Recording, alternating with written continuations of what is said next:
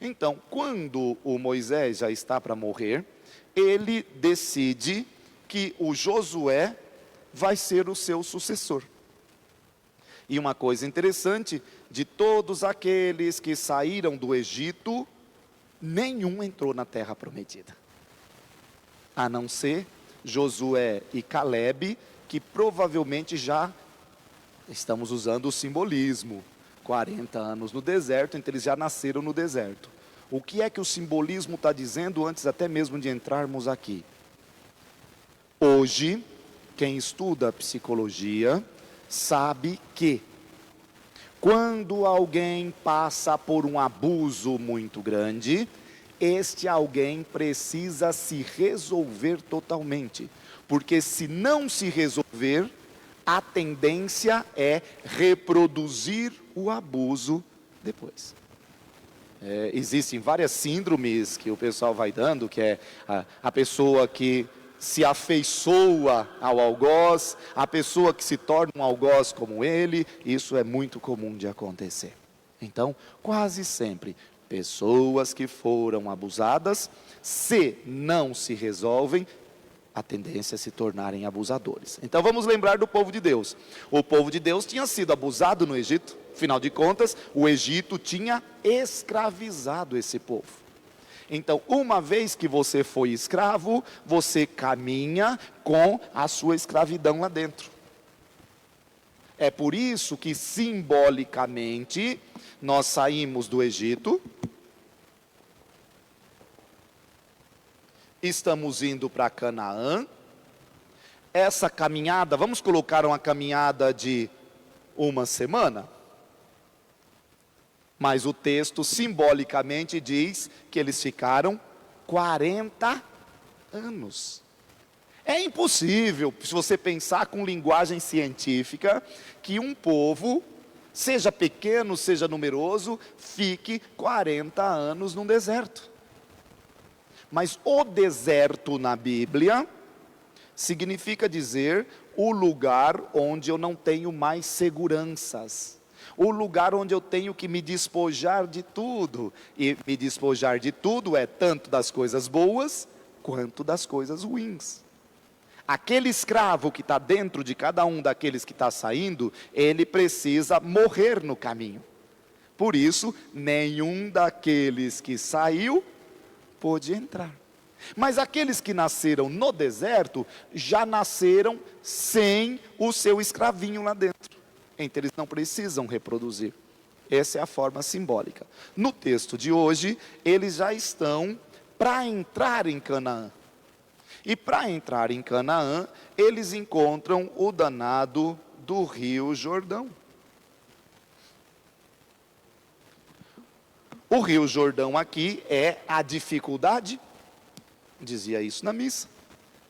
Imagine que você já se preparou, já tudo mais, mas naquele dia, quando você está para sair para o lugar, você percebe que o trânsito está todo parado.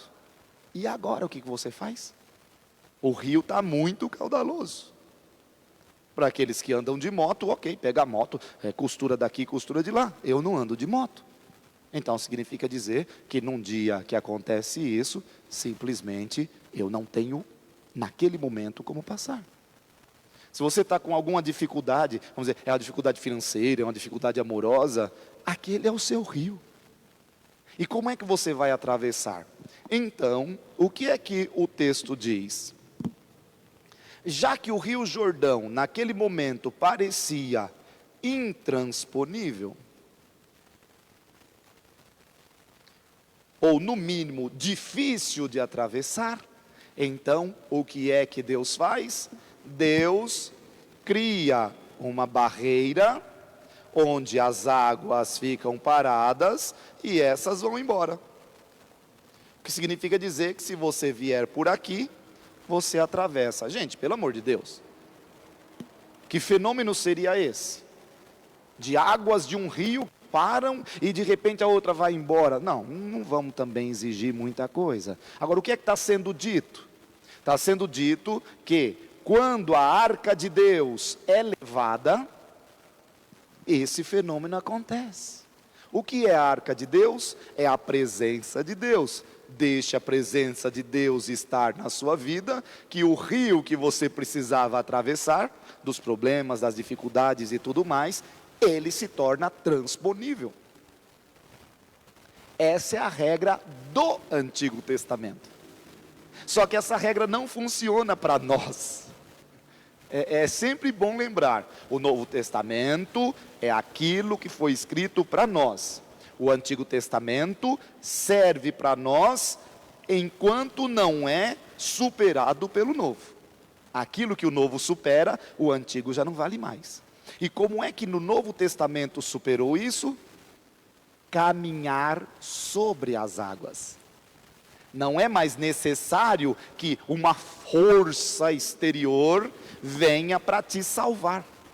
Quando você é criança, pré-adolescente, até o começo da adolescência, é preciso que alguém crie barreiras, sim. É preciso que alguém diga: isso de jeito nenhum você não vai fazer. Nesse momento não, cresça e faça, mas nesse momento você não faz. Essas são as barreiras. Barreiras para salvar aquela pessoa, mas depois que ela já tem entendimento e condições, não tem mais barreiras que vêm dos outros. E vocês, como eu, sabemos muito bem disso. Proíba um jovem já com capacidade de fazer aquilo que ele quer, ele vai fazer. Principalmente se ele já tem independência em alguma coisa. E se a independência é financeira, aí pronto, aí ele faz mesmo e pronto. Então, isso é uma coisa muito comum de acontecer. Aquele jovem, hoje não, porque hoje é muito comum, mas imagine 30 anos atrás, quando alguém decidia que ia fazer uma tatuagem. Há 30 anos? Meu Deus! Você não podia ser policial se você tivesse tatuagem, você não podia. Tinha uma série de coisas que você não podia. Então, naquele momento, se o meu filho de 14 anos dissesse: quero fazer uma tatuagem, eu ia dizer para ele: não, complete os seus 18 anos, ganhe o seu dinheiro, ganhe a sua independência e faça o que você quiser. Mas enquanto estiver aqui, não. É assim que funciona. Agora ele completou 18 anos, você vai fazer o que agora? 18 anos aqui é só um jeito simbólico. Pode ser que o seu filho precise chegar aos 35 para poder ter uma certa independência. Às vezes com 35 ainda não tem. Mas a coisa é exatamente essa. Então, quando eles chegam ao Jordão e os pés daqueles que estão levando a arca pisam, as barreiras acontecem. Então, muitas vezes, o mundo nos diz que as barreiras são ruins. Não, as barreiras não são ruins. As barreiras são barreiras.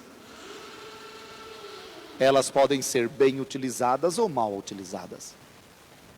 É como uma faca. Quanto mais afiada, para alguém que queira cortar uma carne, é melhor.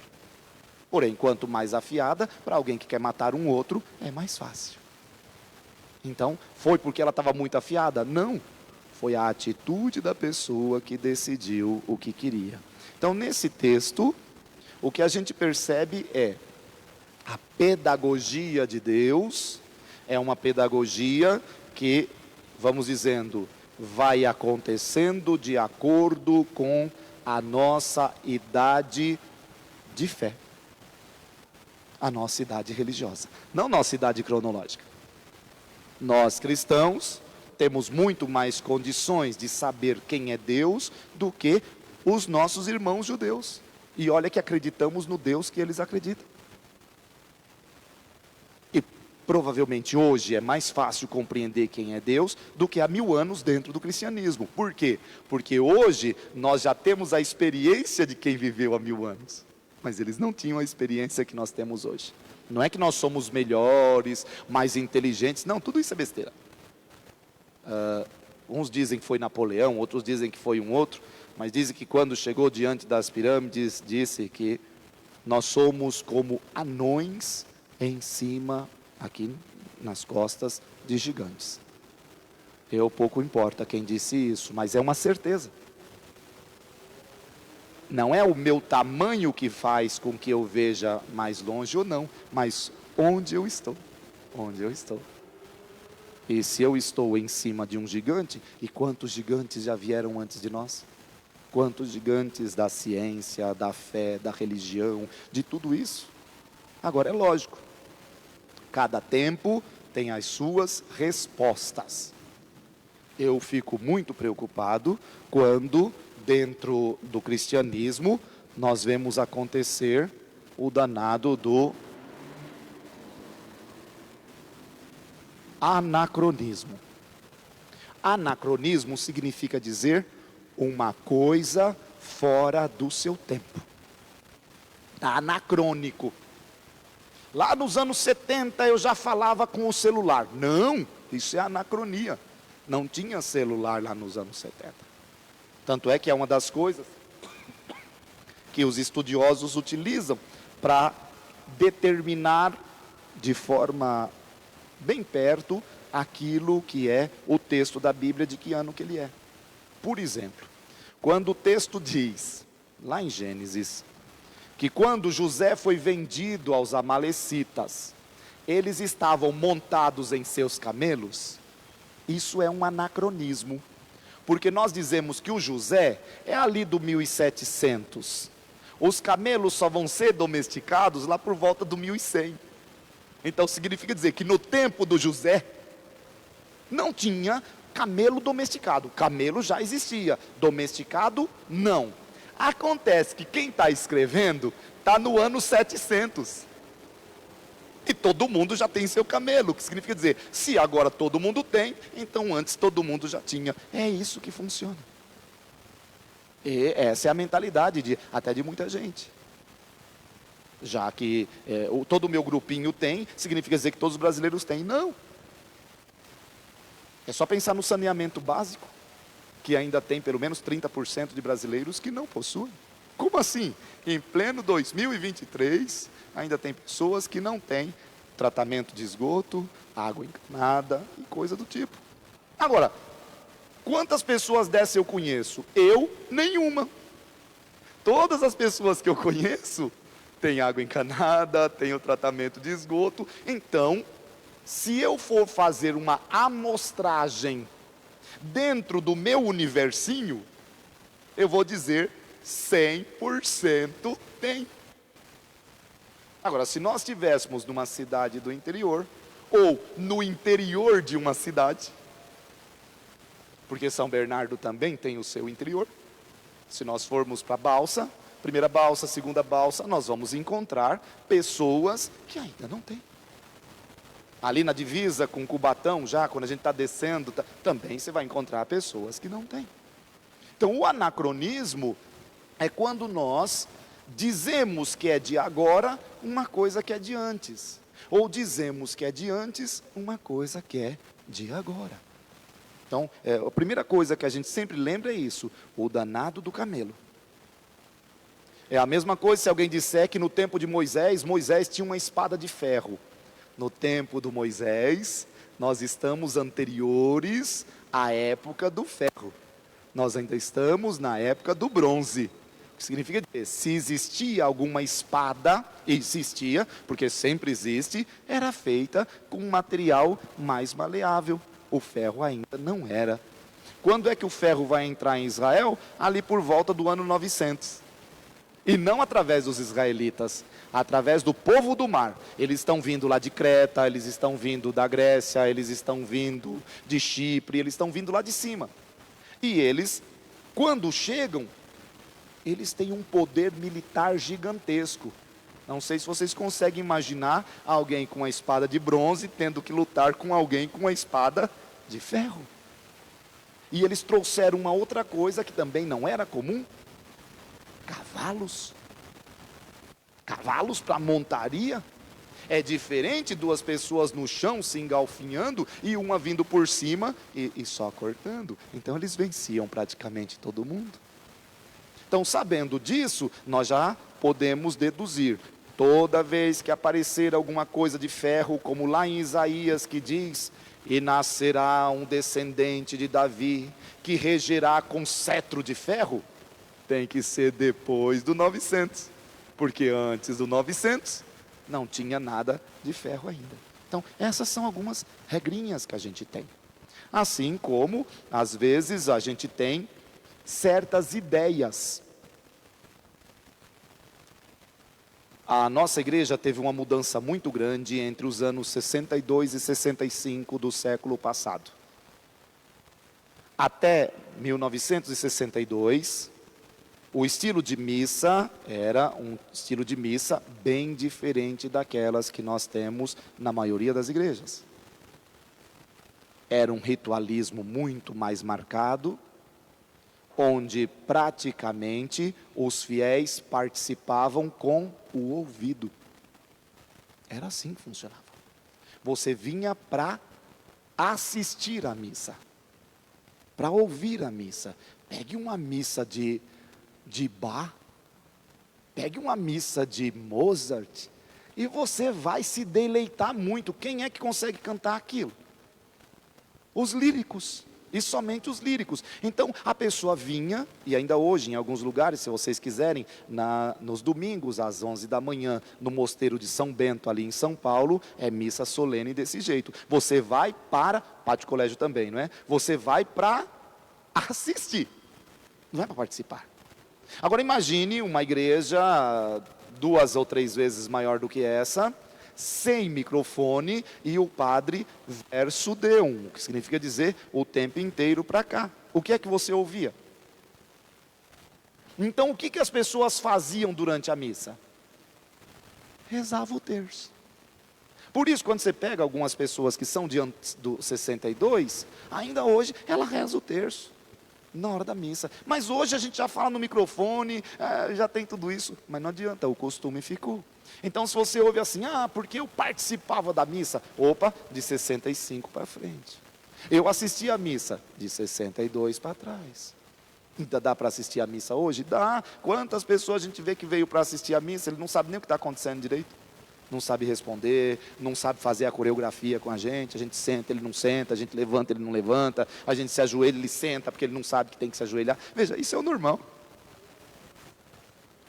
Continua ajoelhado, ou então depois de comungar o corpo de Cristo, procura a primeira imagem para fazer orações, acabou de comungar, e vai lá e põe a mão, sim, tudo isso. Agora veja, se tudo isso acontecesse lá atrás, tinha um outro significado. Hoje, o significado é bem diferente, porque afinal de contas, no rito romano, que é o que nós estamos acostumados, na língua vernácula, então, na língua daquele povo, com instrumentos, microfone, megafone, um desses que fazem isso, e verso populum, que significa dizer voltado para o povo. Então, quando a gente fala desse anacronismo, é como alguém que quer viver como no século XIX, mas puxa do iPhone. Espera um pouquinho, quer viver como o século XIX? Compre uma carroça, tenha pelo menos 2 cavalos, compre alguma coisa que sirva para você cavucar e pegar água, porque é isso. Senão fica estranho demais. A pessoa quer viver num tempo com as benesses do outro. Isso não é possível. Algumas pessoas sonham com o tempo da Idade Média. Eu não gostaria de ter vivido lá, não. Primeiro que você morreria muito cedo. Já começa por aí. A maioria de nós já não estaria aqui, não. Já tinha cantado para subir. Segundo, o povo vivia doente. Não tinha água tratada, não tinha nada disso. Para morrer era a coisa mais fácil. Não tinha direitos humanos, então para matar também era muito fácil. Não tinha nada que fosse daquilo que a gente está acostumado hoje. Está dentro de uma lei que te protege, está dentro de uma sociedade que te protege. Eu sei das nossas falhas, sei que a nossa sociedade nem sempre cumpre aquilo, mas entre hoje e 500 anos, não queria vir para o Brasil na primeira caravela, não. De jeito nenhum. Aliás, ninguém queria. Por isso, os bandidos eram obrigados a escolher. O que você prefere? Ficar preso para o resto da vida ou ir para o Brasil? Aqui era uma prisão. Só que aqui era uma prisão a céu aberto. E assim funcionava. Todos eram assim? Não, gente. Tinha povo santo. Olha o Frei Henrique de Coimbra. veio para cá, rezou até a primeira missa. Então veja, tinha pessoas santas, mas não é tanto assim. Então, de alguma forma, quando falamos do simbolismo da Bíblia, estamos dizendo: a Bíblia é um livro de fé, um livro de religião, não é um livro de ciência. Quem tenta encontrar ciência na Bíblia pode se enganar e dar com os burros na água. O que significa dizer que tudo que está lá é contra a ciência? Não disse isso. Você é capaz de encontrar a ciência até mesmo na novela do SBT. Mas uma novela não foi feita para te ensinar ciência. A ciência surge lá. Nem, por exemplo, a crença de que havia águas lá em cima e águas aqui embaixo. Esta é uma crença muito comum no tempo da Bíblia. Então nós morávamos aqui, neste prato. Deus decidiu separar as águas. Então ele colocou uma redoma. Já que a gente estava reclamando do escuro, ele colocou luminares.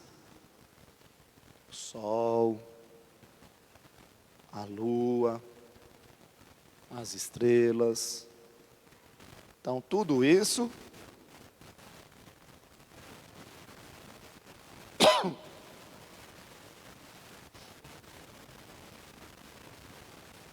okay. Lá em cima, que é o lugar da morada de Deus, muita água, mas muita mesmo. Muita, mas mais do que muita. Muita. Certo dia, Deus ficou bravo com a humanidade e não teve dúvidas. Abriu as portinhas. Abriu. Foi abrindo portinhas. Meu, se você tem bilhões de litros de água lá em cima e você abre todas as portas, toda essa água desce. Quando essa água desceu, ela cobriu tudo. Então aqui ele tinha deixado fechado, ele só estava deixando lá em cima aberto. Mas aqui estava aberto. E por isso que não há problema nenhum para o judeu dizer que bastou Deus querer que toda a água baixou de uma vez. Por quê? Se vocês já viram uma hidrelétrica, tem as compotas. Basta você abrir as compotas. Pronto, abriu aqui, a gente não vai em 2 dias. A água vai toda embora. Agora,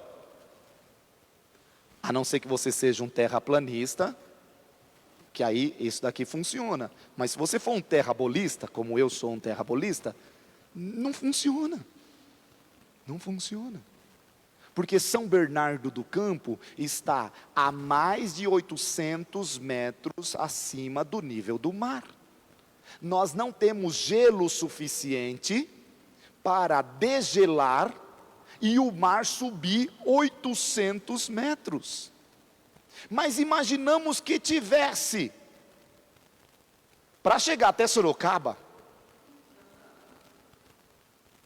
para chegar até o Mato Grosso. Sabe que o Mato Grosso já teve mar, né? Sabem disso? Pois já teve mar. Antes de haver a Cordilheira dos Andes. No choque tectônico, a cordilheira sobe e o Pacífico fica para lá e o Mato Grosso secou. Mas geologicamente ainda se encontra coisas de um passado muito mesmo, muito remoto. Agora, a coisa é essa. Mas eu vou defender que isso aqui é científico. Aí a pessoa diz, por que é científico? Aí ele responde, porque está na Bíblia. Agora, se está na Bíblia, então a linguagem é religiosa. E na minha cabeça, não consegue entrar que por acaso, em algum momento, Deus decidisse destruir a humanidade. É a mesma coisa quando alguém diz assim, O piloto do avião pecou contra Deus. Na hora que ele subiu no avião, Deus falou: vou matar esse piloto. Se Deus fizer isso, Ele não está matando só o piloto. Ele está matando todos os passageiros que estão dentro. E o que é que os passageiros têm a ver com o pecado dele? Quando, por exemplo, o comandante disse: esse é o meu Titanic, esse nem Deus afunda.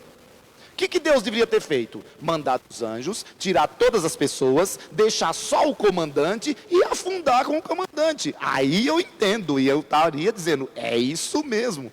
Mas não. Quem morre é a Rose ou o Jack? Jack? Tadinho. Mataram o Leonardo DiCaprio. É um filme que eu me recusei a assistir. Tem algumas coisas que eu me recuso. Sim. Era a última semana no cinema, no antigo Mapping. Mapping, venha correndo Mapping, chegou a hora Mapping, é a liquidação. Então, eu tinha duas opções. Cheguei, eu estava indo para o cinema, cheguei e estava escrito Titanic, Cidade dos Anjos. Falei: vou assistir Cidade dos Anjos. Assisti Cidade dos Anjos com a Meg Ryan, com o Nicolas Cage, e foi uma maravilha, e eu chorava com aqueles anjos que caíam e tudo mais. Pronto. O pessoal do seminário conta que eles levaram a senhora que trabalhava no seminário. E na hora que o navio começa a afundar, diz que ela dizia: gente, estão olhando nos pratos, os pratos estão caindo tudo, olha os talheres, olha a preocupação dela era com o seu mundo. Seu mundo é o mundo dos pratos, dos talheres e tudo mais. Agora veja, porque o camarada puxou uma baforada, soprou e disse: essa é para você, Jesus. Jesus vai matá-lo? Ah, gente, pelo amor de Deus. Então, não entendeu nada. Agora, coisas acontecem. Acabei de comer, ponho o pé na rua e um carro me atropela. Por que o carro me atropelou? Porque eu acabei de comer. Mas nós fazemos isso o tempo inteiro. Nesse momento eu vou dizer: não, imagina, atropelou porque ele atropelou. Mas imagine uma outra situação. Você acabou de brigar com a sua mãe e ela disse: vou te jogar uma praga. E todo mundo sabe que praga de mãe? Gente, agora veja, Deus deu um poder especial para as mães. Enquanto não é mãe, joga praga, não acontece nada. Mas se tornou mãe, jogou a praga, pelo amor de Deus. Agora, é lógico, você tem isso já dentro da sua cabeça. Sua mãe acabou de rogar uma praga em você.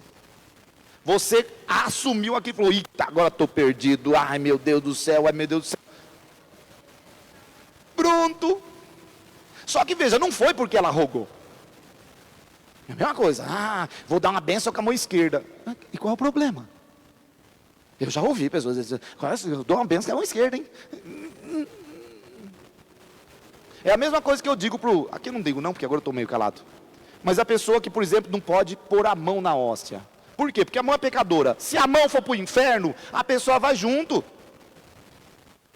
Não tem como as mãos ir para o inferno e a pessoa ir para o céu.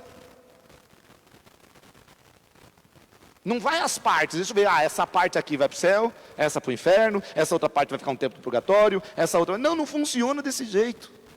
Mas na cabeça das pessoas que ainda não entenderam aquilo que é a linguagem religiosa, se preocupam com esse tipo de coisa. E, por mais que a gente fale, a gente sabe que é meio que no estilo João Batista. Uma voz clamando no deserto. Então, não ouvimos muito aquilo que acontece.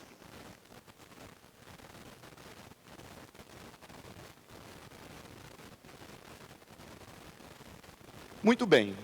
Lá atrás, nós estávamos vendo o Evangelho de Mateus, e nós estamos no capítulo 6 do Mateus. Como já faz bastante tempo que a gente não fala sobre ele, é bom lembrar. Do capítulo 5 ao capítulo 7 de Mateus, tem um negócio que nós chamamos de Sermão da Montanha. E o Sermão da Montanha é o Mateus juntando um monte de frases, um monte de fatos e colocando como se tudo tivesse acontecido naquele momento. Então aquele ensinamento que nós estamos vendo ali, uma parte foi dita aqui, outra parte foi dita lá, outra parte foi dita acolá, e o Mateus está juntando tudo isso. E o capítulo 6, como a gente via, trata de 3 coisas que são fundamentais para o povo judeu: a esmola, a oração e o jejum. Então, essas 3 coisas são muito importantes, não somente para os judeus, mas também para nós, os cristãos. A esmola é o ato de amor, é o ato de misericórdia, é o ato de sair de mim mesmo para ir ao encontro do outro. A oração é o ato de fazer a ligação entre o divino e o humano, entre o de lá e o de cá. E o jejum é o exercício necessário para aprender a sair de si e ir em direção ao outro. Então, o jejum é sempre uma privação. Quem já ouviu isso em missa já tem claro. Só posso fazer jejum daquilo que eu tenho e daquilo que eu posso. Um diabético dizer que vai fazer jejum de pudim, não funciona não. Porque ele não pode comer o pudim. Agora, aqui, a privação só é agradável a Deus se for uma privação em vista de uma oração que seja uma ligação para o bem, para a justiça, para que o outro veja. E a esmola é exatamente o sair de si em direção a. Eu dizia na última vez que falávamos sobre isso, que esmola é uma palavra grega. Em grego ela é um pouquinho maior, nós chamamos ela de elemosina. De elemosina, o português chegou em esmola. É a mesma coisa de vossa mercê, que chegou no VC. E a gente ainda está avançando, daqui uns dias já muda de novo. Eleos significa dizer aquilo que é as vísceras de compaixão. Significa dizer, quando você se revira lá dentro e não consegue ficar indiferente. Então, a elemosina é: eu não consigo ficar indiferente à injustiça, indiferente ao sofrimento, indiferente à miséria, indiferente a alguma coisa. Por isso, eu, dentro das minhas capacidades e condições, eu saio de mim em direção a. Tanto é que, para mim, a regra é muito simples. Jejum tem 2 partes. Então, o jejum, ele é privação, mas ele é também entrega. Eu decidi fazer um jejum de carne, e eu como 400 gramas de carne por dia, e passei 3 dias, então esse 1,2 kg tem que ser entregue para alguém que não teria carne. Senão não é jejum, é postergação. Olha que palavra bonita. Eu poderia comer agora, mas eu digo, não vou comer agora porque eu vou fazer um ato de jejum. Deixo lá na geladeira, terminou o meu ato de jejum, eu vou lá e como. Não foi um jejum completo. Sei. Lógico que não. Você acha que eu conseguia convencer minha mãe? Minha mãe, durante a quaresma inteira, como boa católica, que sempre foi, não havia carne. Mas ela só gostava daqueles bacalhau que era assim, aquelas postas grandona. Era o dobro. Às vezes era até o triplo do preço, mas ela não estava rompendo com nenhum mandamento, porque o mandamento dizia que ela não podia comer carne. Agora, peixe não é carne? É o que? Vegetal? São certas coisas. E vamos entender, por que que o jejum era de carne? Porque carne era objeto de luxo. Vão morar na Coreia hoje. Vocês acham que lá é tão simples? Esses dias eu estava vendo um desses coreanos que faz podcast, e ele estava explicando o problema que ele teve aqui no Brasil. Trouxe os pais, apresentou a namorada brasileira, e os pais não entraram na cultura brasileira, acreditaram que estava na cultura da Coreia. Compraram uma cesta de frutas para a moça. Porque a fruta é tão cara na Coreia, mas tão cara, que se você ganha uma cesta de frutas, é como se você tivesse ganhado, sei lá, um carro. No Brasil. Então veja, é esse tipo de coisa. Então, de todo jeito, eu não sou contra o bacalhau, eu gosto de bacalhau. Só teve um problema uma vez, que eu decidi fazer bacalhau na air fryer. Eu lavei o bacalhau, mas eu lavei uma vez só. Gente, mas ficou esturricado. E aquele ficou aquele sal porque saiu toda a água, e ao sair toda a água, foi a primeira vez que eu não comi aquilo que eu fiz. Falei, pronto, já sei que bacalhau eu não faço na air fryer. Minha mãe, como boa nordestina, fazia bacalhau como bom nordestino. Leite de coco ralado, e pequi, e não sei mais o que, coentro, não pode faltar coentro de jeito nenhum, coentro, cebolinha, era gostoso demais. Mas veja, é esse o sentido. Então, privação é entrega. Temos sempre duas pernas, não é uma só. Se ficarmos numa só, é perigoso cairmos. Então, nesse sentido, o capítulo 6 começa com a esmola no versículo 1, vai para a oração no versículo 5, passa pelo jejum no versículo 16. Então, nós estamos no versículo 19. Vai lá.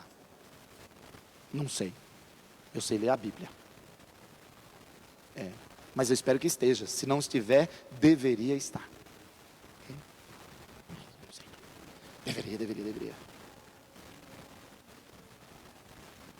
Só quando sou obrigado, para poder refutar alguém. Alguém que vem citar ele. Aí eu digo, leu errado, toma aqui. Mas leia, é bom, é muito bom. O grande problema é assim, veja. Todo documento, ele é escrito para uma época, dando respostas para aquele momento específico. Antigamente, você podia ter documentos que serviriam para 100 anos, para 200 anos. Mas com as mudanças que nós temos, algo produzido nos anos 80, já não responde mais. Por exemplo, a igreja não sabe ainda em que lugar dos pecados coloca a internet. Um sexo virtual é tão pecaminoso quanto um sexo fora do casamento, eu estou dizendo. Não virtual? E aí? Essa é uma pergunta moderna, é uma pergunta de agora. E daqui uns dias, quando a gente colocar aquele negócio lá e não saber mais se está dentro ou fora da realidade, vai ser diferente de novo. Porque a realidade imersiva, nesse momento, serve para você ver se o seu apartamento ficou bom. Já testaram isso? É maravilhoso. Você já olha o sofá, fala assim, não, eu não gostei desse sofá, eu quero do outro. A pessoa põe o sofá, ela põe a lareira, ela põe tudo. E você vai girando, 360 mesmo, e você vai vendo esse tipo de coisa. Sim.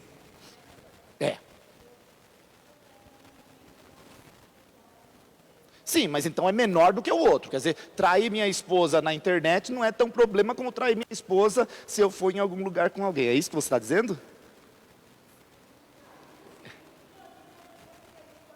Não, porque se você estiver dizendo isso, a gente já sabe que em vez de pecar muito, peca menos um pouquinho. Veja, esse é o grande problema.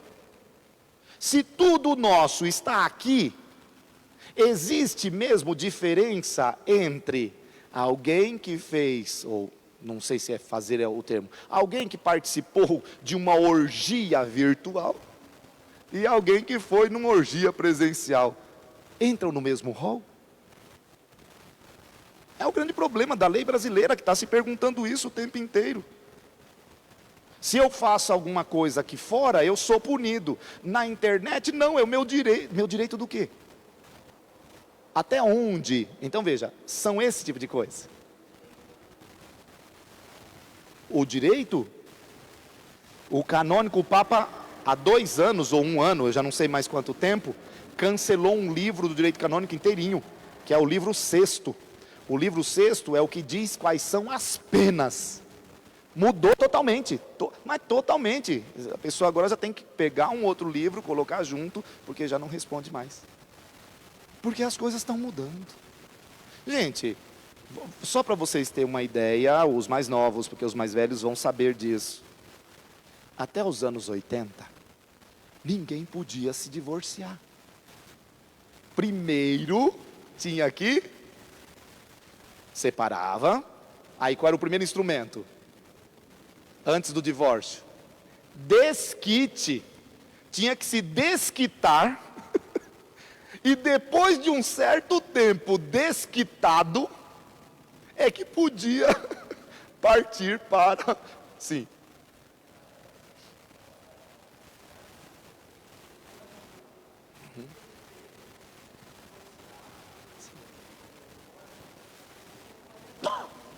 Pronto. Sim. O desquite poderia ser anulado. O desquite seria a carta provisória que agora a gente pega quando vai dirigir. Você pode perder ela a qualquer momento. E no divórcio você entrar. Veja, era uma coisa que tinha. Até os anos 70, vamos pegar ali anos 50, principalmente 60, se alguém se divorciasse, a própria comunidade... E se fosse mulher, mais ainda. Se fosse mulher com fé, não, porque quem tem fé vai mais longe. Mas as pessoas que não tinham fé, essas sofriam. Então veja, uma lei criada como o nosso Código Civil, 1920? Pelo amor de Deus, gente. 1940? Em pleno tempo ainda que a gente estava com carroças para lá e para cá? É esse tipo de coisa. Então, muita coisa vai se modificando. Então, assim, todo livro que se torna manual, ele tem vantagens e desvantagens. Vantagem porque você encontra de tudo lá. Desvantagem porque ele não aprofunda nada lá. E não aprofundando nada lá, você pode ir para onde você quiser. 6,19. Então, a partir do 6,19, a minha Bíblia diz que é o verdadeiro tesouro. O que vem agora, do 19 até o 21, então vamos até escrever aqui. Do 19 até o 21, são frases proverbiais. Então veja, não ajuntem para vocês riquezas na terra, onde a traça e a ferrugem corroem, onde ladrões arrombam e roubam. Ajunte-se para vós, ou para vocês, riquezas no céu, onde nem a traça nem a ferrugem corroem, e onde ladrões não arrombam nem roubam, porque onde está o teu tesouro, também ali estará o teu coração. Então, vamos tentar trazer para os nossos dias, só para ver um exemplo bem besta. Quanto tempo nós perdemos lutando por coisas passageiras? E perdendo aquilo que é duradouro. Esse é um mal da nossa sociedade. Porque o que ele está dizendo aqui não é que você não pode buscar riqueza. Não, espera um pouquinho. A coisa é muito mais profunda. Lá no encontro 3 ou 4, nós já falamos sobre isso. Só tem duas possibilidades. Ou você possui,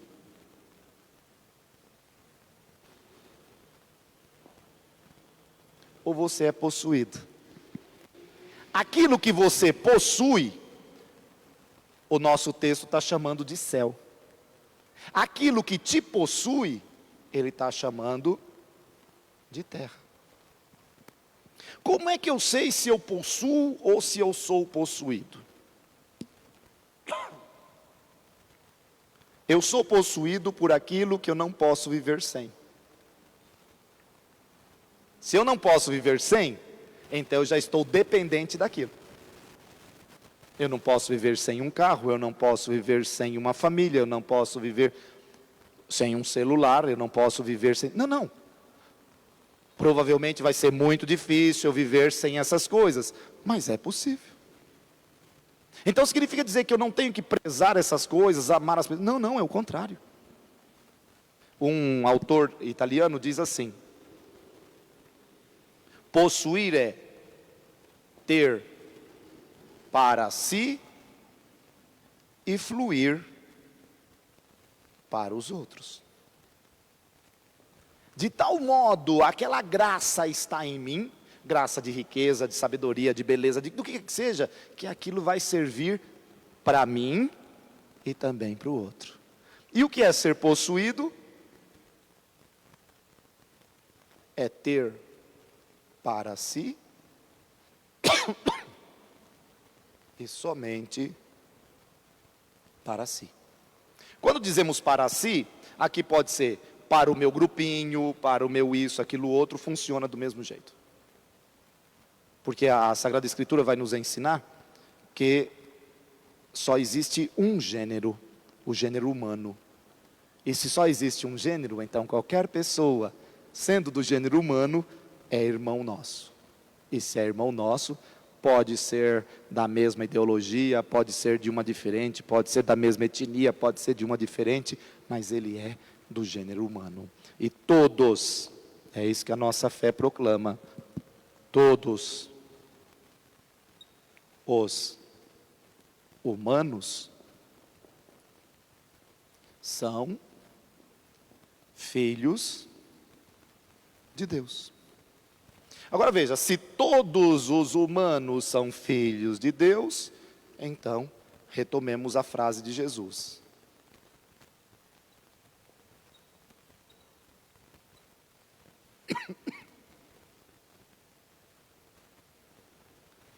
Nós somos todos irmãos. Tem o seu ônus e tem o seu bônus.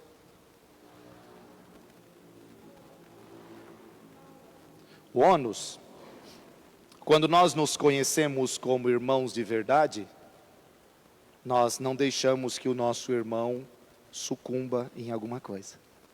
Estamos sempre ali para socorrê-lo em alguma coisa. Não, esse é o bônus, né? E o ônus é, nós temos que socorrer. É ônus e bônus ao mesmo tempo. Eu tenho que sair de mim até o outro. Vou dar um exemplo bem dos anos 80.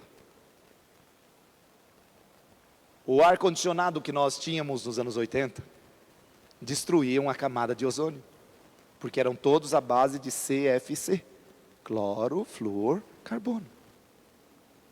E quando alguém era interpelado, poxa vida, você sabe que está destruindo a camada de ozônio, por que você continua com o seu ar-condicionado ligado?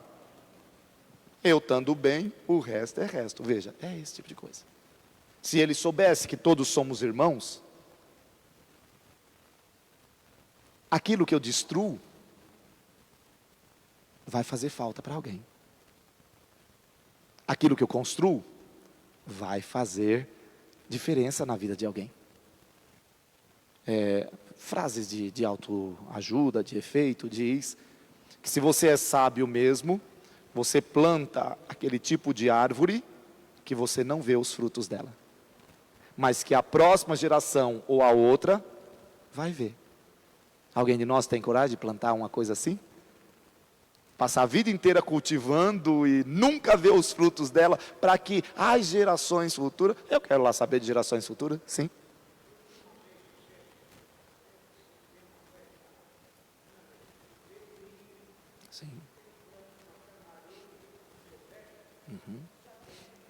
que ele não vai. Da tamareira. A tamareira é um desses. Dizem que a oliveira também é assim. A oliveira de verdade, ela demora. Agora não, é tudo híbrido, é tudo genérico, é tudo essa transgênero, porque até as plantas são trans agora. Então, mas essas demoravam muito. Demoravam muito. E essa era a beleza. Então, agora, para nós cristãos, sabedoria é isso aqui. Tudo está resumido aqui. Se eu sei que Deus é Pai nosso, conforme diz o capítulo 6, a partir do versículo 9, que é um pouquinho antes de onde a gente está.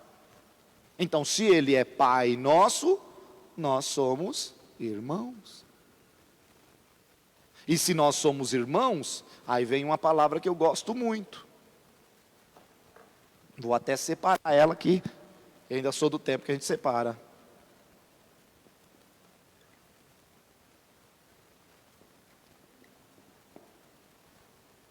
Nós somos corresponsáveis. Há uma parcela de responsabilidade para todos nós. Ou por ação, ou por omissão, por conivência, ou por descaso. Há aquela música brasileira que dizia: isso tudo acontecendo e eu ali na praça dando milho aos pombos. Isso resume bonitinho a pessoa que está totalmente alienada. Isso era bem no tempo da bota mesmo, onde ninguém podia nada dentro dos AIs e tudo mais, as inteligências artificiais que nós tínhamos, que nós já éramos avançados, já tínhamos chegado até a inteligência artificial de número 5. Então veja, no tempo Mas aí não é inteligência artificial? Eu assisti o filme. Então veja, nós tínhamos o AI 1, AI 2, AI 3, AI 4 e chegamos no AI 5. Gente, isso aí é mais do que os robôs lá do Eu Robô, do qualquer coisa do tipo. Nesta época, pessoas desaparecendo, pessoas sendo torturadas, pessoas sendo isso, aquilo outro. E eu, lá na praça, jogando milho para os pombos? O que é que eu estou dizendo? Se já houvesse a música lá, a pessoa teria cantado: tô nem aí, não venha com seus problemas que eu nem vou ouvir. Veja, é isso. Só que quem é mais antigo vai lembrar daquela bendita, daquela música que diz: como eu posso ser feliz se o meu irmão não está sendo feliz? Dizem alguns cientistas que um dos motivos da insatisfação moderna é porque mesmo parecendo que não estamos vendo, nós estamos. Mesmo parecendo que aquilo não nos atinge, internamente nos atinge. Nós não sabemos o que fazer com a Cracolândia. Nós não sabemos o que fazer com moradores de rua. Eles agora dormem aqui, eles agora dormem ao lado da igreja, onde tem uma árvore. É assim. E está aumentando.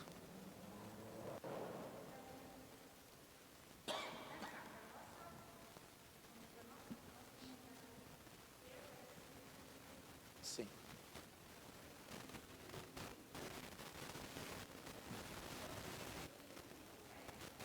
Por isso que a gente tem que voltar a cantar. Quem vive para si, empobrece o seu viver.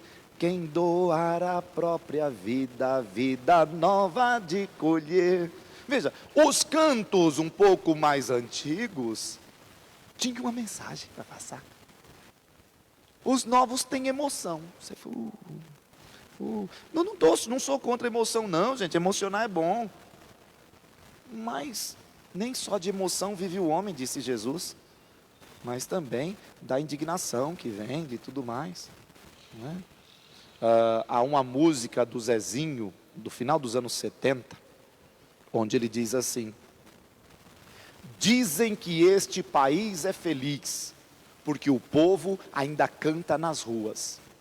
Dizem que a nossa nação não vai mal, porque o povo ainda faz carnaval. E eu queria somente lembrar que milhões de crianças sem lar não partilham da mesma visão. há tristeza no seu coração. Menores abandonados, alguém os abandonou. Pequenos e mal amados, o progresso não os adotou. Veja, quem não adotou, e não adotou mesmo, o progresso não adotou o morador, não adotou. Porque o progresso é uma máquina que mói. E ela é assim. Diz o Darwin que isso faz parte. Que é mesmo dada, os mais fortes sobrevivem. Agora, vou dizer para vocês, a minha teoria é que nós não somos os mais fortes.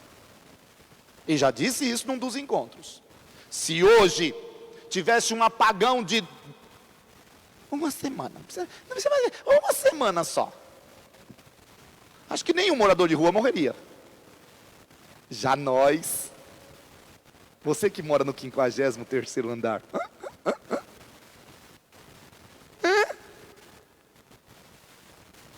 cadê o elevador? Eu que não sei caçar uma lagartixa, onde é que eu ia comprar? Mas gente, pelo amor de Deus, eu sei que parece risível, mas nesse tempo você comeria até sandália. Já aconteceu isso no Brasil. Era aquelas sandálias de couro, o pessoal, na falta de, comia as sandálias de couro. Eu não gostaria de passar por isso. Como aquele pessoal dos Andes, filme antigo, muito antigo, o avião que cai nos Andes, e eles têm que comer a carne humana. E aí? Alguém que está acostumado a revirar os lixos, vai ter tanta dificuldade quanto nós que temos nojinho de tudo? Ou não temos? Se a fruta já tiver com um negocinho preto, não serve mais. Se está meio molenguinha, já não serve mais. A não ser os que têm um paladar muito refinado, que gostam de carne maturada.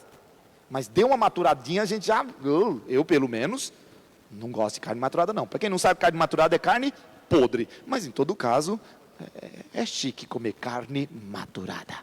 Ora, ele já cata carne maturada praticamente todos os dias. Ele já caminha. Os daqui do ABC não têm as mesmas dificuldades daqueles que estão no centro de São Paulo. O centro de São Paulo ainda é mais perigoso do que aqui. Eles têm que andar praticamente a noite inteira. Por isso que você encontra eles dormindo durante o dia. Porque se eles estiverem parados em algum lugar, passa um idiota e joga gasolina, passa outro idiota e faz. É assim que funciona. Esse pessoal é forte demais.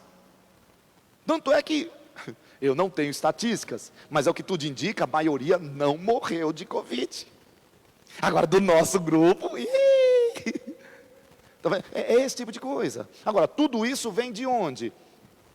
De percebermos que a responsabilidade também é nossa. Eu nunca destruí uma árvore. Mas o que foi que eu já fiz para que não houvesse mais destruição de árvores? Eu nunca matei uma baleia. Mas o que eu fiz para preservar a vida baleística? É esse tipo de coisa. Eu sei que está muito distante, pelo menos de mim está. Eu não sei nem onde ficou o Amazonas.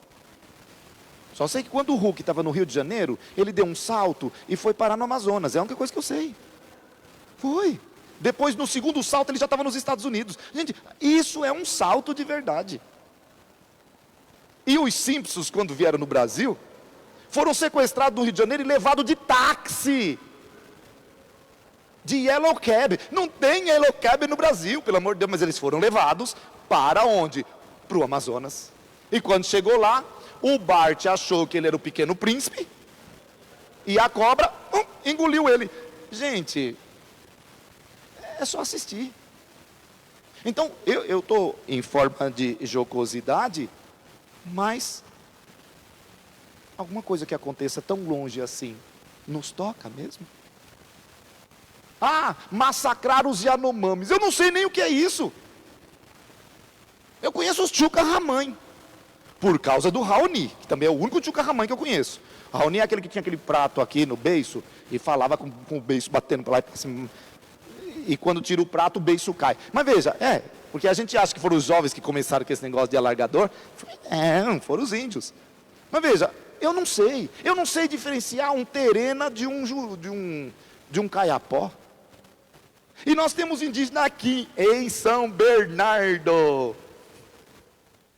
Temos uma tribo em São Bernardo. Na divisa de São Bernardo com São Paulo, ali para quem está indo para Parelheiros, por dentro aqui, pela balsa. Mas não me diz nada. O pessoal que está morrendo ainda hoje de fome, lá no Sudão, na Etiópia, no Haiti. O que é que isso diz para nós? Agora vamos voltar, e eu volto ao princípio. Se todos os humanos são filhos de Deus, e nós somos todos irmãos, então eu tenho corresponsabilidade nisso também. Talvez o meu grau de corresponsabilidade seja muito menor, mas eu tenho. Por isso, o que Jesus vai dizer? Ajunte tesouros que não podem ser destruídos. Era isso que eu dizia para os seminaristas lá num passado remoto. Eu dizia, invista naquilo que ninguém pode tirar de você. Invista em estudo. Cargos, hoje você tem, amanhã você não tem mais. Funções, hoje você tem, amanhã você não tem mais. Agora aquilo,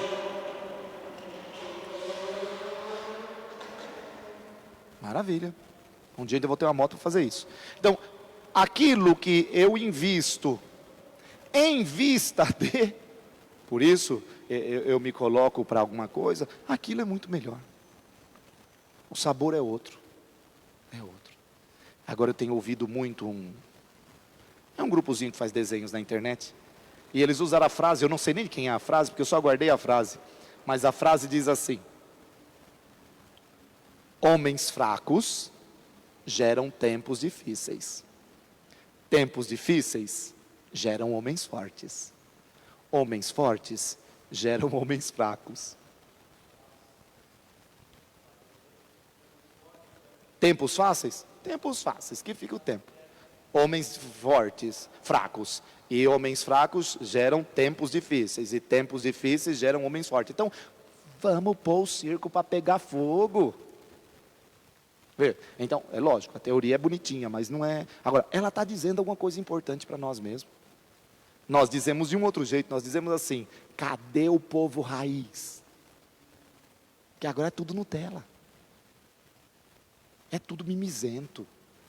Lógico que tudo que eu estou fazendo aqui é uma generalização. Porque mimizento sempre existiu. Mas agora é endêmico.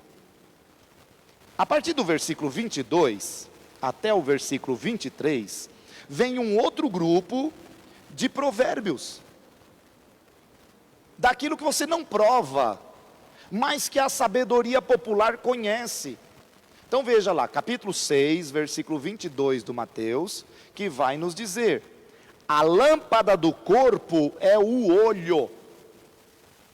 Portanto, se o seu olho for bom, seu corpo inteiro ficará iluminado. Porém, se o seu olho for ruim, seu corpo inteiro ficará escuro. E se a luz que existe em você é escuridão, quão grande será a escuridão mesmo? A historinha que eu conheço para entender esse texto é: dois casaizinhos casaram no mesmo dia, mudaram para o mesmo condomínio, casa de frente uma para a outra. Primeiro dia, a mulher da casa 2 disse para o marido: nossa, olha lá, a vizinha parece ser uma boa pessoa, dá para ver tudo perfeito, é tudo limpinho, até a roupa que ela lava, olha como a roupa é branca. O tempo foi passando, e ela disse: marido, vem cá, você tem muita sorte de ter casado comigo, porque o vizinho, dá uma olhada que mulher porca, as roupas já estão tudo marrons, tem mancha para tudo quanto é lado, nem lavar ela sabe, e não sei o que, e foi indo, e cada vez ficando pior, até que um dia ela chegou e disse: nossa, marido, a vizinha criou vergonha, e fez o que devia. Ele disse: não foi a vizinha, eu lavei a nossa janela, porque desde que nós chegamos aqui, você não tinha lavado. É isso que é o olho. A pessoa boa não consegue ver a maldade nos outros, mas gato escaldado tem medo da água fria. Então, por isso, sempre que eu penso nisso, eu fico temeroso. Porque Deus é bom. E se Ele é bom, Ele não é capaz de ver o mal. Então imagine que você acabou de morrer e está passando lá pela portinha para chegar perto dele. Se não tem nada de bom, o que ele vai enxergar em você? Nada. Porque ele só enxerga o bem. Porque ele é bom. Eu não, eu enxergo de tudo. Enxergo o bem, enxergo o mal. De vez em quando enxergo até o bem. Mas é assim que funciona. Então por isso, o teu olho é a janela da tua alma. Isso muita psicologia já utilizou. E é da Bíblia. Da Bíblia. Agora, tem como comprovar isso? Não, não tem. Isso não é uma coisa comprovável. É linguagem religiosa. Para que você tire dela uma mensagem para você. Então, a Bíblia é para isso. Para que você possa perceber que antes de você, pessoas já trilharam um caminho. E se você quer caminhar mais longe, olhando para o caminho deles, você está mais seguro. Você não tem que inventar a roda toda vez, porque afinal de contas, a roda já foi inventada.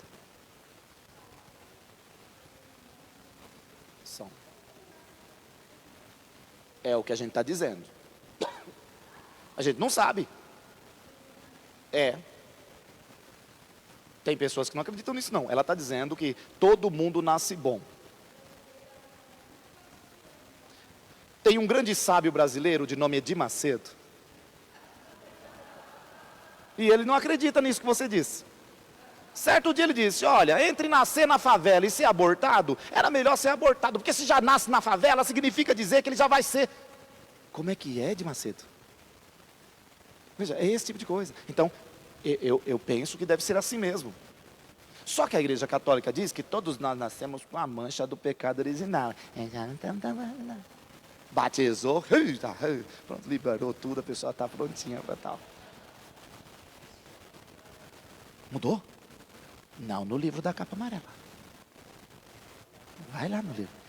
Vai lá no livro da capa amarela para você ver. O livro da capa amarela. O Catecismo da Igreja Católica. Ela vai continuar dizendo que é assim. E veja, é a nossa fé. É a nossa fé. Agora, é lógico, hoje nós temos que nos adaptar a isso. Antigamente, nós éramos a maioria. Acabou de sair um novo censo. Não sei se é só de Brasília ou já é do país inteiro. E quem foi na reunião do clero ouviu isso. Nós já somos 50%. E dentro de 5 anos, faremos 35, qualquer coisa tipo. Nós estamos diminuindo mesmo. Nós estamos preparados para não sermos a maioria? Na hora que nós não formos mais maioria, os nossos feriados religiosos não serão mais feriados. Porque muita gente já pergunta, por que eu tenho que fazer feriado no dia da Imaculada se eu não sou católico? Ou por que eu tenho que fazer feriado na Sexta-feira Santa se eu não sou cristão? Ó, o interessante. Porque tem aquilo que é só católico e tem aquilo que é só cristão. Por que é que eu vou isso aqui? Vê, esse tipo de coisa. Então, aos poucos, ou nós aprendemos a viver num novo tempo, ou nós vamos sofrer muito. Muito mesmo. Antigamente, a gente fazia procissão no dia que quisesse. Agora tem uma burocracia tão grande, que cada vez vai se tornando mais difícil até. Você tem que ter a polícia com você, tem que ter não sei o que lá, a prefeitura tem que mandar os DSTs, não é? Departamento de Serviços de Trânsito, né? Os DSTs, mandar a guarda, mandar não sei o que lá, você tem que mandar já antes qual é o percurso que você quer fazer. Nós, por exemplo, aqui na Redenção, a gente só consegue metade da rua. Quem já foi em procissão já viu isso. A gente não consegue as duas. Na outra parte o povo está passando de carro. E é assim que funciona. Imagina, se a gente pode fazer uma procissão na Lucas. Não tem como. Então, isso por quê? Porque nós não somos mais maioria. E por muito tempo nós fomos. Então chegou um tempo em que nós temos que perceber que já não é mais só o nosso umbigo.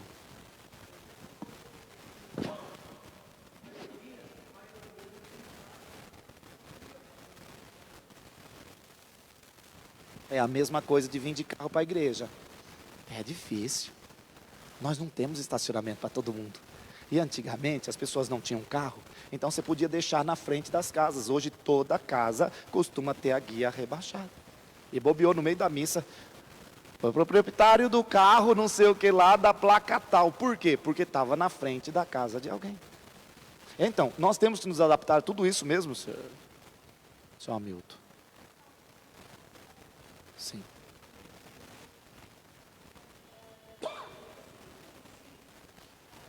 Sim.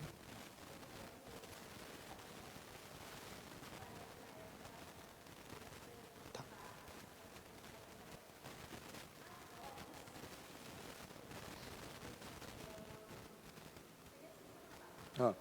Vá. Isso.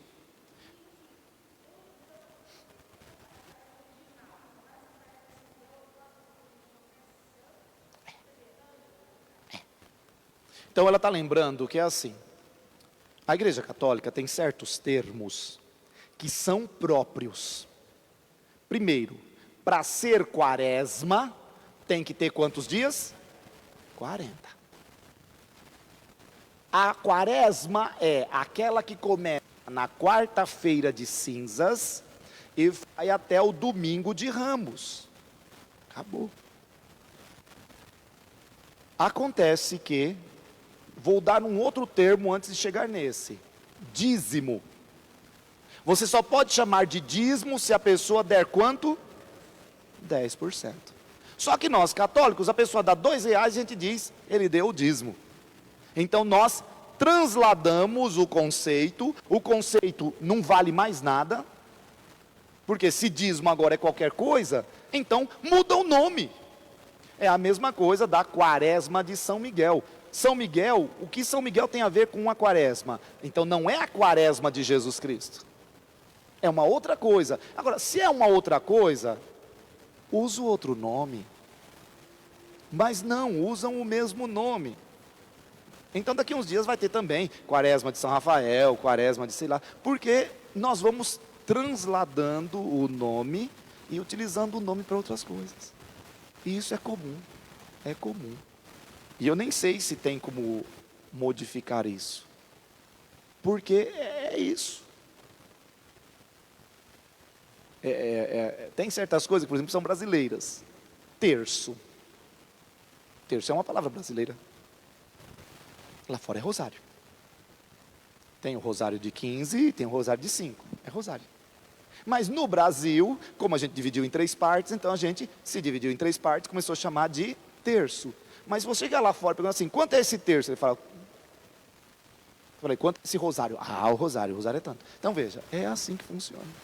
Só que nós já não temos mais rosário faz quase 1700 anos. Rosário era, a pessoa ia rezando e colhendo rosas. Rezando e colhendo rosas. Quando ela terminava a oração, ela estava com um rosário, que é hoje como que a gente chama quando faz um maço de flores? Um ramalhete, olha. Um buquê. Então, está vendo como as coisas vão mudando e a gente não se adapta. Então, continuamos chamando de rosário. Eu cheiro, a não ser aqueles que vinham do Papa, o Papa gostava de uns que tinham um cheirinho, você vai para Roma, você compra, uns com cheirinho de rosa, é do bem, aí você fica feliz da vida, mas, se não, não é. Então, quaresma, da quarta-feira santa, até o domingo de Ramos. Da quarta-feira santa não, quarta-feira de cinzas. Não, porque dá 40, essa é a quaresma. Só que a coisa é essa. Então, terceira parte, vai do versículo 24 até o 24 só, é um versículo só. Então, um texto completo num versículo. Capítulo 6 de Mateus, e eu estou no versículo 24. Na minha Bíblia diz assim, ninguém pode servir a 2 senhores, pois odiará um e amará o outro, ou se apegará a um e desprezará o outro. Vocês não podem servir a Deus. E aí vem uma tradução terrível, terrível, terrível. Porque o de vocês está escrito o quê? Não, essa está certa. É o que tem na minha também. Não pode servir a Deus e ao dinheiro. Não é o dinheiro. O dinheiro é uma das partes, é a riqueza. Porque se você servir a riqueza, significa dizer que você está possuído por ela. Agora, servir a Deus é possuir as riquezas. Então veja, você não pode se deixar possuir. Havia um Deus, que é o Deus Mamon, era o Deus da riqueza, da prosperidade, que está muito em voga hoje em dia. Várias igrejas ficam propondo prosperidade. Se você fizer a novena tal, se você tiver com o escapulário tal, se você fizer tal coisa. Sim.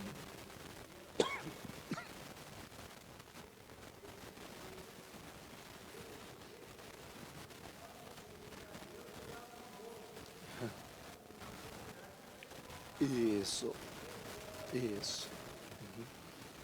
O que é que eu tenho contra a mamona? É que assim, palavras terminadas em consoante, o português costumava também colocar vogal. Então, mamon, em português, ficou mamona. Mas a mamona não tem nada a ver com, como o senhor disse, a mamona nossa é para fazer óleo, tudo mais, essa coisa toda. Mas vê, não podeis servir a Deus e as riquezas. O que ele está dizendo foi lá na aula 10 mais ou menos, quem está dividido não vai muito longe. Uma parte de você quer e a outra parte não quer, você está perdido. Você está ali, não sei se vou, não sei se fico, e agora? Você faz o que da vida? Se eu ainda fosse do tempo do sertanejo, o sertanejo dizia, não sei de onde vim, não sei para onde vou. Estou preso num quarto, não sei nem onde estou. Preso num quarto com grades de aço, e estão dizendo que matei por amor. Já tinha sofrência lá atrás. Então a coisa é exatamente essa. A Alice pergunta, como eu faço para ir para casa? E a contra-pergunta mas onde é que você está? Ela fala, não sei. Eu falei, então pode pegar qualquer caminho. Porque quando você não sabe onde você está, qualquer caminho serve.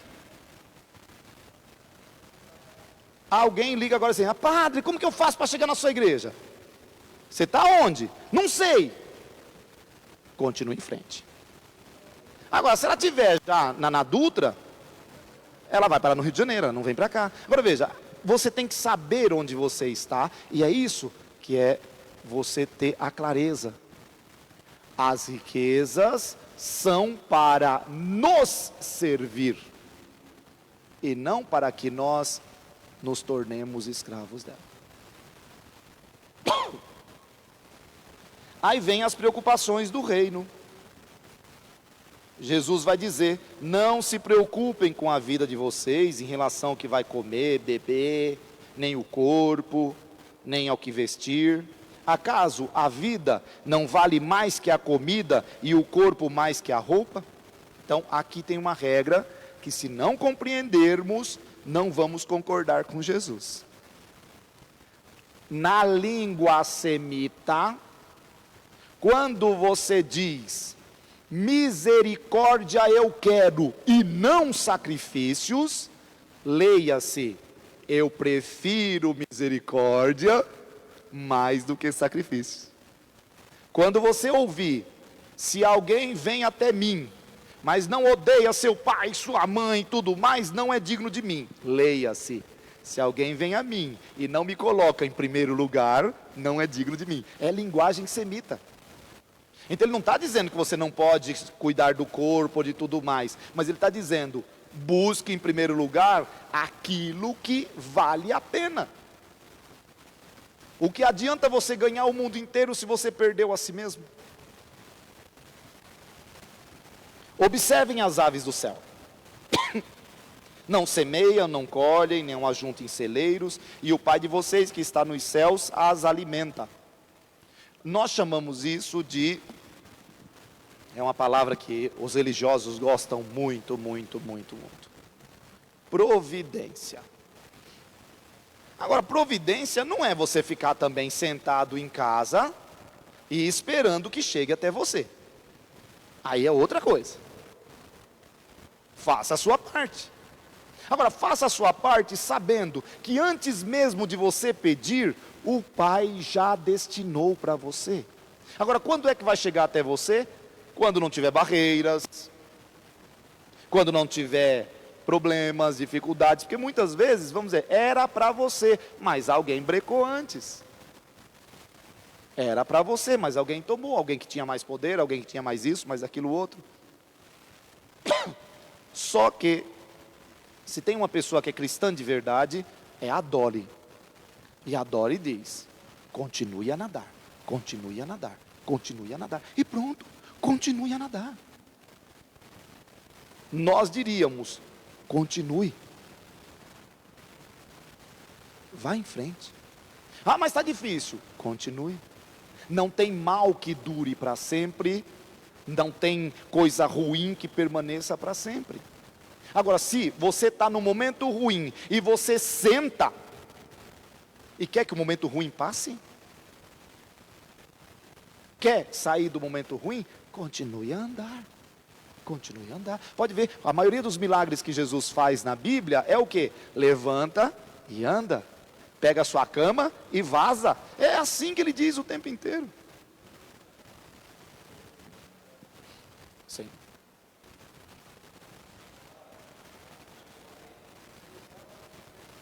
É. Sim. Na maioria das vezes? Na maior parte das vezes somos nós mesmos, sim. Então ele está dizendo, veja, e quando essas barreiras vêm da gente mesmo, e quando a gente... Então a coisa é exatamente essa. Isso eu tiro para mim. Não faça a mesma coisa hoje que não funcionou ontem. Se não funcionou ontem, abandona, vai fazer outra coisa. Se você tentou sair dessa igreja por esta parede e não funcionou ontem, não tenta hoje não, porque não vai conseguir. Lógico que, por exemplo, vamos pensar naquela porta de lá. Ali tem uma porta. Você tentou e ela estava fechada. Mas hoje vocês que tentaram viu que ela está aberta. Essas são as possibilidades possíveis. Tem certas coisas que entram no rol do possível. E tem certas coisas que não entram. Não entram. Eu diferencio muito o sonho da utopia. A utopia é alguma coisa que ainda não tem lugar, mas em algum momento pode ter. O sonho é onírico.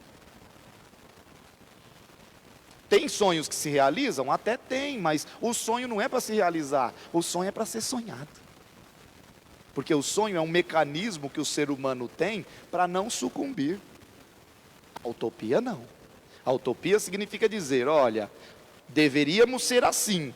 Nesse momento não há lugar para isso. Mas nós vamos continuar e vamos conseguir. Então eu tentei sair por aqui, não deu certo, eu vou batendo a mão, vai demorar muito, veja, vou ter que andar essa parede inteirinha, mas se eu continuar, em algum momento, eu estou lá na porta. E se eu tentar por esse lado, vai demorar mais ainda, mas em algum momento, eu vou encontrar a porta. Agora se eu ficar parado, oh Senhor, olha para mim, eu estou querendo sair, Senhor, não me deixa preso aqui. Gente, e aí? Você quer que Deus faça o quê? Abra um buraco? O tempo de Deus é você dizer, Senhor, eu estou querendo sair, Senhor, ó, sair. E vai caminhando.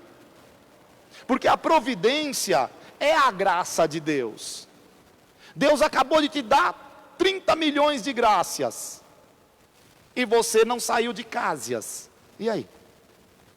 É aqui que está. É aquela pessoa que orou, Senhor, olha, vede como eu sou um bom trabalhador. E nesse momento, Senhor, abre as portas do emprego, faz com que eu possa encontrar aquele emprego dos sonhos. Porque eu quero trabalhar. Não me abandone, Senhor. Eis-me aqui. Cumpre a tua promessa. E depois vou para frente da Netflix. E maratono. E maratono, e maratono, e maratono. O emprego vem na sua casa? Eu não conheço essa fase. Onde vem alguém? eu vim aqui para saber se você está querendo trabalhar lá. Olha, o inicial já é de 15 salários mínimos, esse é o primeiro mês, depois você já... Não funciona assim. Então, é a providência? É. Pediu? Agora vai.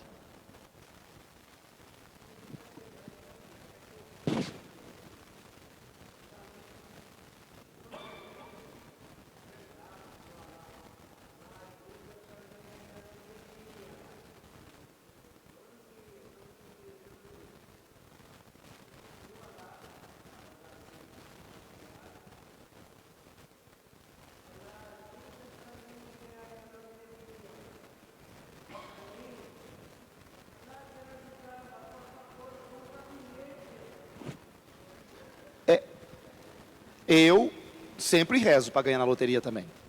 Todo dia eu rezo. Senhor, eu quero ganhar na Mega Sena, naquela que está acumulada. Mas já faz pelo menos uns 30 anos que eu não jogo. Mas eu rezo. Senhor, eu quero ganhar. Ganhar, Senhor. Ó, lembra de mim. O Senhor já lembrou de tanta gente. Lembra de mim. Então, vê, o que eu estou dizendo? A providência é, tudo começa por Deus. Foi assim que a gente começou o encontro de hoje. Mas se você não fizer a sua parte... Ah, mas eu conheço alguém que estava em casa e o emprego chegou até ela. Que maravilha. Ela é regra ou exceção? Então não adiantou muito. Ah, mas eu conheço alguém que não tomou remédio nenhum e ficou curada. Isso é regra? Que eu saiba, isso é mais do que exceção. É tanto que a gente chama isso de milagre. Porque isso é muito difícil. Agora, a coisa é exatamente essa. Ah, mas eu conheço também alguém que foi lá, tomou os remédios, passou por não sei o que lá e morreu. Sim, pessoas morrem. Agora, se você, porque sabe que vai morrer, então não coma mais, gente. Para de comer, para de beber. E você vai morrer mesmo um dia, então é só parar já agora. Isso a gente não faz, isso a gente continua. Porque continue a comer, continue a comer. Isso a gente continua. Então, de alguma forma, o que ele está dizendo para nós é, veja, as aves do céu. Por que nós devemos aprender com as aves do céu? Porque elas fazem o que tem que fazer. É hora de fazer ninho? Elas fazem ninho. É hora de comer minhoca? Elas comem minhoca. É hora de fugir da cobra? Elas fogem da cobra. E aqueles que não fogem, morrem. E aqueles que não comem minhoca, morrem. E aqueles que não fazem o ninho, em algum momento também, morrem. Pronto. Agora, eles não estão preocupados assim, nossa, olha lá, amor, o ninho que ele fez, vou fazer um do dobro do tamanho daquele ninho dele. Porque afinal de contas você merece. Para você, ó, um ninho maior. Aí quando o outro lá vê, diz, amor, vou fazer um ninho em 2 pisos, que é para você. Isso é humano, quer dizer, é meio que desumano. Mas só nós pensamos desse jeito. Por isso que não diz, aprenda com os outros, aprenda com os pássaros. O João de Barro faz uma casa maravilhosa. Pô, bastava ele começar a fazer 5 ou 6 por ano. Meu, o cara ficava milionário. Seria o Camargo e Correia do mundo animal. Dá para entender isso? Essa coisa está em nós. Por quê? Porque para ele, não tem a coisa que possui ele. Tanto é que quando a casa não serve mais, ele fecha a casa e vai embora. Os últimos que eu vi fazendo isso foram os norte-americanos no tempo da bolha, que fechavam a casa e iam embora, mas fora eles eu não vi mais nada disso. Aqui no Brasil, pelo amor de Deus, de jeito nenhum. Tanto é que, por exemplo, quando eles dizem, toda vez que você entra no avião, você tem que ouvir isso. Se por acaso nós tivermos num momento de problema, não pegue nenhum objeto. Você acha que quantas pessoas ouviram isso? Na hora de tentar fugir do avião, não vai querer levar a mochila, a mala, e mais a almofadinha, mais a mantinha, e é assim que funciona. Eu sempre imagino que no dia que a gente tiver um colapso aqui no Brasil, a gente vai morrer muito mais do que o colapso em outros lugares. Não sei se vocês já viram, se não viram, precisam ver. Treinamento anti-terremoto no Japão. 40 alunos sentados, o professor aqui na frente, soa o alarme. Na hora que soa o alarme, os 3 primeiros levantam.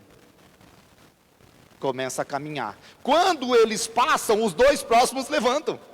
Depois os 2 próximos levantam e todos se salvam. E aqui no Brasil? Boate Kiss. Todo mundo quer sair ao mesmo tempo. O importante é eu. Ou vocês nunca pegaram momentos onde a gente está com 2 quilômetros, ou com 10 quilômetros, ou com 100 quilômetros, e aquele camarada muito esperto que está vindo? Hã? Sim. Agora, só ele tem pressa? Se ele é uma ambulância, pelo amor de Deus, deixa passar. Se ele é bombeiro, deixa ele passar. Se ele é, sei lá, mas ele não é. Ele não é. Ele não pode perder o início do jogo. É esse tipo de coisa. Essa pessoa não é possuidora. Essa pessoa está possuída. Por isso teria que exorcizar essa pessoa, dizer, olha, saia dele agora. Então, quando devemos aprender com os pássaros, é nesse sentido. No viver, vai. Existe, eu acho que chama gotas de sabedoria. Sei lá, são desenhinhos. E é sempre um rapaz conversando com os animais são filósofos. Então, o pássaro vem o patão, vem o outro cachorro lá que é o Hilme, vem o outro cachorro, então é assim, e ele está conversando com os animais, aí ele diz para o animal, eu estou muito preocupado com a minha morte, e você? Ele falou, não. Como você não está preocupado com a morte? Ele falou, não sei nem o que é isso. Ele falou, morrer, todo mundo falou, então, mas se eu morrer, morreu, então por que eu vou me preocupar? Veja, é esse tipo de coisa. E nós nos preocupamos muito com aquilo que nos possui. Nos possui. Como é que você vai viver sem as benesses que você tem? Como é que você vai viver sem... Tá bom, você tem as benesses, viva bem dentro delas, mas não deixe que elas te dominem. Tenha uma certa autonomia. Por acaso vocês não valem mais do que os pássaros? Quem de vocês, com suas preocupações, consegue prolongar a própria vida, um pouco que seja? Isso não é uma verdade antiga. É uma verdade para esse momento. Nós já somos capazes de prolongar a vida, mas não é toda a vida. 2 pessoas estão no mesmo tratamento de prolongamento de vida, uma morre e a outra não. Por quê? Porque não depende de nós. Nós devemos dar as condições, como por exemplo, tirar um pouco do oxigênio das células para que ela não oxide e a gente não fique do jeito que a gente está ficando. Mas fora isso, não tem muito o que fazer. E é assim, isso já dizia, vou repetir, está lá no versículo 27. Quem de vocês, com as suas preocupações, consegue prolongar a própria vida, um pouco que seja?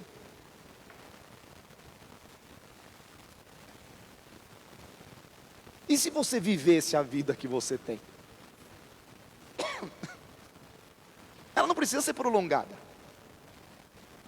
Quando você está vivendo bem, se a morte vier, veio. Se ela não vier, não veio. E você continua.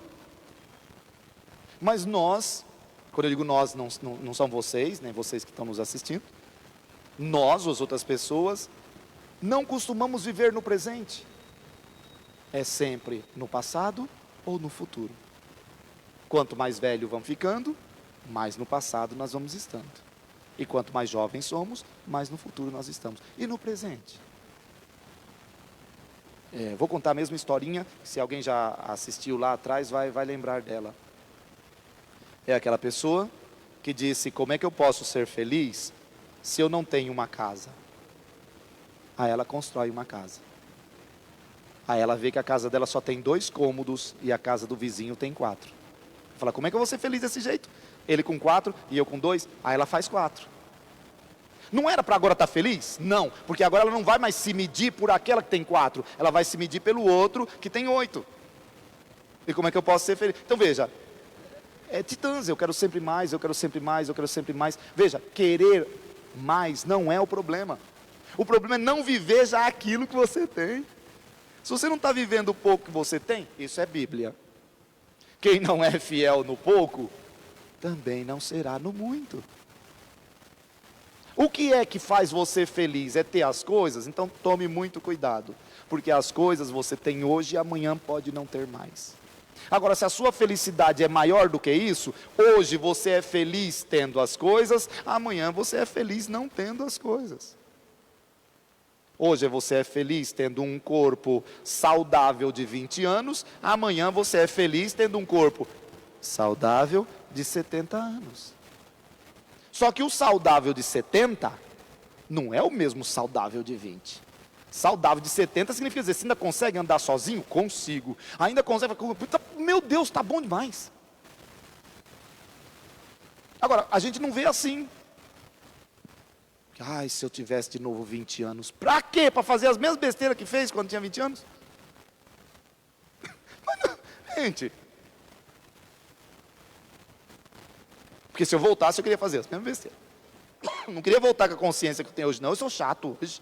Era muito melhor antes, pelo amor de Deus, não estava nem aí para as coisas. Agora não, é tudo velho, ô raça dos infernos.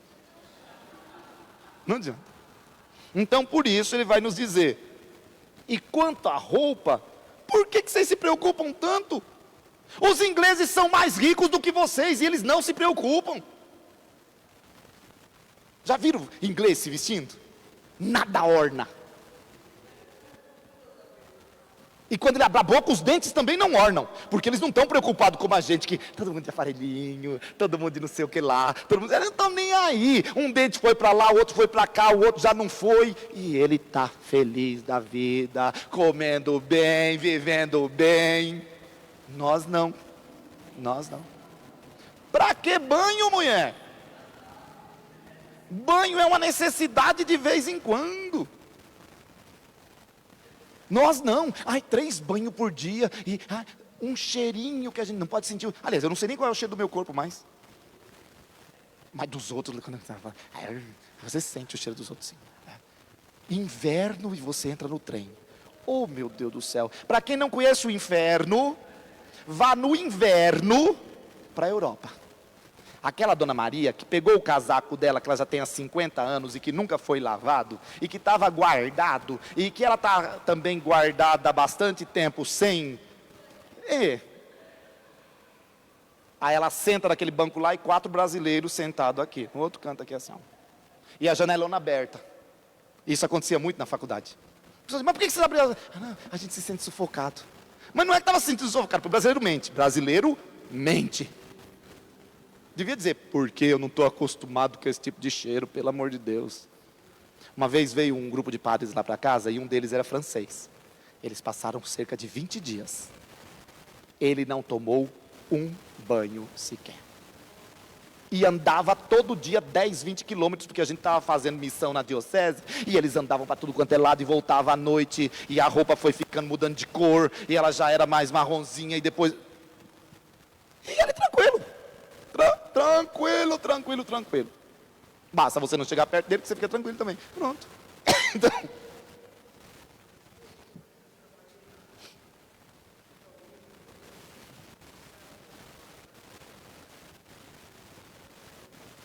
sim.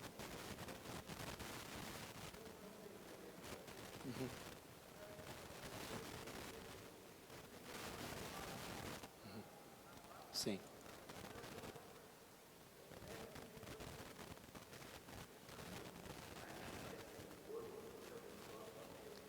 Ele está lembrando de um causo, que pode ser verdadeiro, porque causos como esse costuma ser verdadeiro. Sim. Não, eu acredito nisso.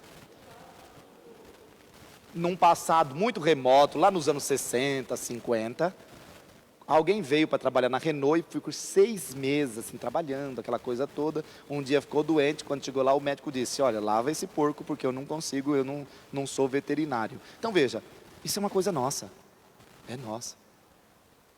Porque nós somos de um país quente e de culturas misturadas. Eles não. Hoje, a maioria já toma banho, já toma. Porque é globalizado. Mas há 10 anos, há 20 anos, há 30 anos... Aprendam com os lírios do campo. Crescem, não trabalham, não fiam. E eu digo a vocês que Salomão, em toda a sua majestade, nunca se vestiu como um deles. Quando eu brinco que os ingleses se vestem mal, lógico que é preconceito da minha parte. Eles se vestem muito bem, porque o muito bem para eles significa, é a roupa adequada para hoje? É. Não importa se a blusa é verde, o outro é vermelho, o sapato está azul, não importa. Nós não, aquele sapato apertando os extremos, mas você está lá, isso aqui assim, você está usando algo que os outros, eu quero lá saber do que os outros. Tem um desses stand-ups, acho que ele chama Diogo qualquer coisa. Ele fala sobre educação. Ele foi professor, a mãe foi professora, a mulher foi professora. E ele conta, né? Quer saber o que é uma professora? É só você olhar. Se ela tiver com uma leg e uma rasteirinha, você já sabe na hora que ela é professora. E aí ele começa a contar as coisas. É verdade. A leg, ela é de bastante movimentos. E a rasteirinha você não vai ficar. Então veja, nós não. Pode ver. Uma pobre de uma mulher que vai trabalhar como secretária executiva. Se não tiver com Luiz XV, não... Agora, eu não sei, eu não uso esse tipo de coisa, mas pelo que ouvi, dói. Você está a panturrilha o tempo inteiro ali, forçando e tudo mais. Agora, cada um faz aquilo que gosta. Veja o que Jesus está dizendo. Os lírios do campo são muito mais bonitos do que a gente. Porque eles fazem aquilo que eles têm que fazer, e somente o que eles têm que fazer, e nada mais do que eles têm que fazer. Pronto, acabou. Você não vai encontrar um lírio em crise existencial. Dizendo, eu queria tanto dar frutos, e eu estou vendo que eu só dou flores. Não, não funciona desse jeito. Ser humano, sim. Dificilmente está contente com o que tem. Os que têm cabelo raspam, os que não têm cabelo põem peruca, os que são magros tentam engordar, os que são obesos tentam emagrecer, os branquelos fazem bronzeamento, os mais amelaninados fazem branqueamento, os de cabelo liso faz o cacheado, os cacheados faz chapinha. Onde é que a gente vai parar desse jeito? Pode ver. E agora, depois que inventaram a harmonização, porque eu não sei quem é que inventou essa maravilha.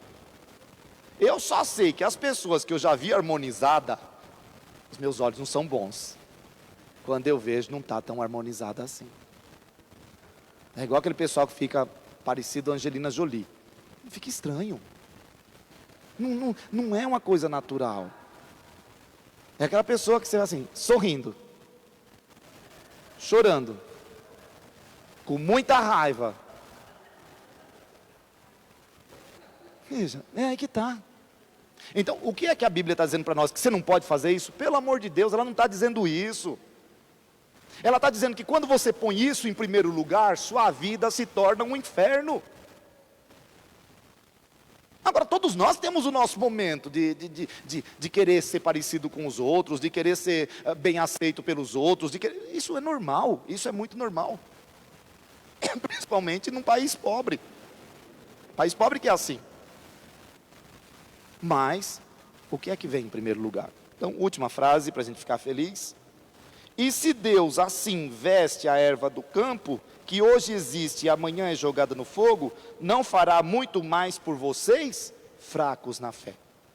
Então, providência é exatamente isso. Eu confio de tal modo em Deus, que eu não me perco naquilo que é as vicissitudes do mundo. Hoje eu tenho, ou hoje eu não tenho. Amanhã eu tenho, amanhã eu não tenho. Aprendam com o Jó. A frase do Jó, eu sei que é uma frase de sabedoria muito antiga, mas diz assim: nu eu saí do ventre da minha mãe, nu eu voltarei para lá. Deus deu, Deus tirou, bendito seja Deus. Então veja, quem viveu bem o que tem, vai viver bem o que não tem. Agora, quem não viveu o que tem, vai estar sempre na espera de quê? Povo santo de Deus, semana que vem eu estou em retiro, que significa dizer, só volto na sexta noite. Então, terça, quarta e quinta, eu não estou por aqui, porque é o retiro do clero diocesano de Santo André. Então, nós retomamos na primeira semana de setembro, não é isso? Pode ser assim? Ave Maria, cheia de graças, o Senhor é convosco. Bendita sois vós entre as mulheres, bendito é o fruto do vosso ventre, Jesus. Santa Maria, Mãe de Deus, rogai por nós, os pecadores, agora e na hora de nossa morte. Amém. Em nome do Pai, do Filho e do Espírito Santo. Amém. Muito bem, povo santo. Dentro em breve a gente está de volta.